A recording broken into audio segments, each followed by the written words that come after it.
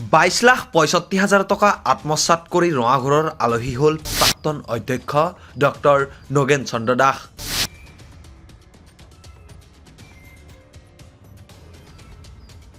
ঐতিহ্যমণ্ডিত আমৰঙ্গা বৰিহাট উচ্চতৰ মাধ্যমিক বিদ্যালয়ৰ প্ৰাক্তন অধ্যক্ষ ডক্টৰ নগেন চন্দ্ৰ দাসে ধনৰ কেলেংকাৰীত অভিযুক্ত হৈ অৱশেষত হ'ল গ্ৰেপ্তাৰ।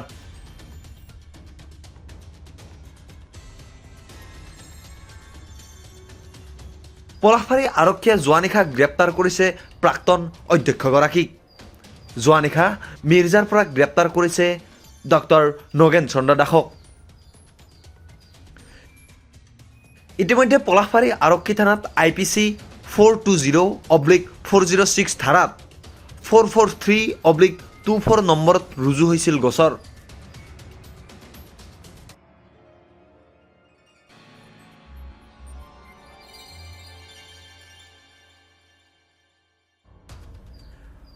দক্ষিণ কামৰূপৰ ঐতিহ্যমণ্ডিত আমৰঙ্গা বৰিহাট উচ্চতৰ মাধ্যমিক বিদ্যালয়ত 22,65,000 টকা লুণ্ঠন কৰাৰ অভিযোগত অভিযুক্ত হৈ আছিল প্ৰাক্তন অধ্যক্ষগৰাকী।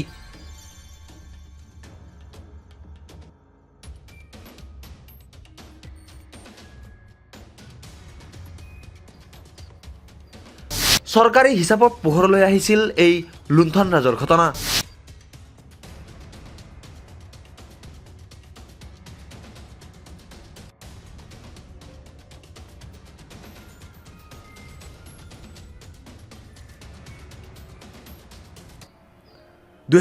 পৰা 2017 চনলৈ অধ্যক্ষৰ দায়িত্বত থকা সময়ছোৱাত লুণ্ঠন কৰিছিল উক্ত ধনখিনি।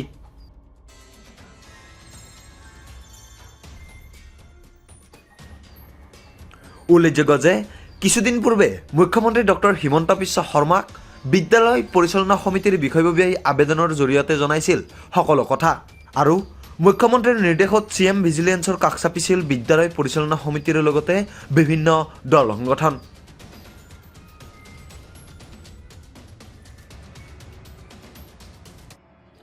বৰ্তমান পলাশবাৰী আৰক্ষী থানাতে আছে প্ৰাক্তন অধ্যক্ষগৰাকী, আৰু আজি জেল হাজতলৈ প্ৰেৰণ কৰাৰ ব্যৱস্থা কৰিব আৰক্ষীয়ে।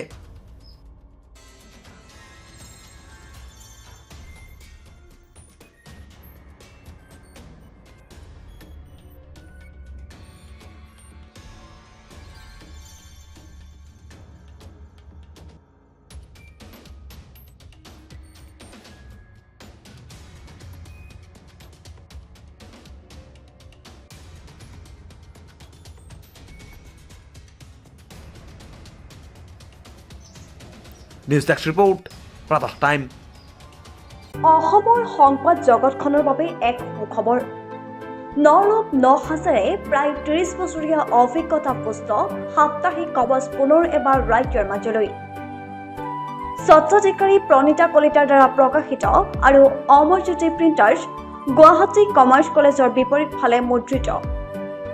আমাৰ ঠিকনা মুখ্য কাৰ্যালয় অসম ফৰেষ্ট স্কুল, হৰি মন্দিৰ পথ, গুৱাহাটী, আৰু অস্থায়ী কাৰ্যালয় কলিতা মাৰ্কেট, বিজয়নগৰ, কামৰূপ, অসম। মোবাইল নং 9435114666 আৰু 7024722813। Mail ID probhatiahom@gmail.com।